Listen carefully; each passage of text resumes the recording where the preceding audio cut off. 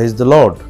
ప్రభు అయిన యేసుక్రీస్తు నామంలో వాక్యం వినుచున్న మీకందరికీ కూడా శుభములు. ఈ దినము కొరకైన దేవుని వాగ్దానము, మీకాజ్ఞాపించు సమస్తమును నీకు తెలియజెప్పేదను. నిర్గమకాండం 25వ అధ్యాయము 20వ వచనం. దేవుడు తన ప్రజలైన వారి విషయంలో ఎంతో బాధ్యతను వహించుచున్నాడు. వారు తన మార్గములో నడుచున్నట్లుగా ప్రతి విషయాన్ని నేర్పించుటకు ఇష్టపడుచున్నాడు. యేసుక్రీస్తు కూడా తండ్రి వద్ద ఏ సంగతులు నేర్చుకునో వాటిని ఆయన మనకు మరుగు చేయక తెలియజేసినట్లుగానే నేడు పరిశుద్ధ గ్రంథము ద్వారా మనకును తెలియజేయుచున్నాడు.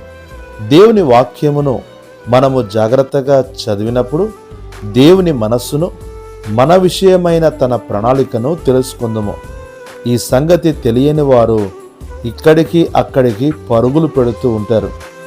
నాడు మందసం దేవుడు మనిషిని కలుసుకునే చోటుగా ఉన్నది.